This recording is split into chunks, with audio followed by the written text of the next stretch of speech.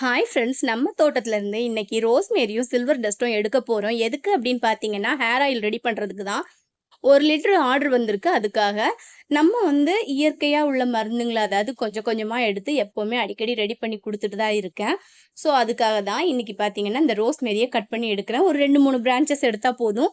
ஏன்னா சின்ன குவான்டிட்டி தானே, அதாவது 1 லிட்டர் தானே பண்ண போறோம். அதுக்காக இது போதும். ஸோ நான் ஒரு 2, 3 பிரான்ச்சஸ் எடுத்துட்டேன். இன்னொன்னு என்னன்னா, இந்த ரோஸ்மேரிய அடிக்கடி கட் பண்ணி விட்டுட்டே இருக்கணுங்க. அப்பதான் நெறைய புது புது கிளைங்க உருவாகி, செடி நல்லா ஹெல்த்தியா இருக்கும்.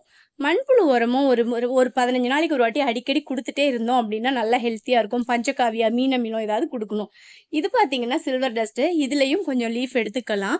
இந்த இது பார்த்தீங்க அப்டின்னா, நம்மளுக்கு ரோஸ்மேரியும், இந்த சில்வர் டஸ்ட்டும் ஹேர் குரோத்த நல்லா ப்ரொமோட் பண்ணும். அதாவது நல்லா முடிய வளர்றதுக்கு தூண்டி விடும். அதுக்காக தான். அது மட்டும் இல்லாம இந்த இலைய மட்டும் எடுத்துட்டு, இந்த ஸ்டெம்ஸ எல்லாம் நட்டு வைக்கலாம். ஏதாவது 1, 2 பொழைச்சு வரும். ஸோ நம்மளுக்கு புது செடியும் கிடைக்கிறதுக்கு வாய்ப்பு இருக்கு. ஹேர் ஆயில் ரெடி பண்ணும்போது கண்டிப்பா ஒரு வீடியோ போடுறேன்.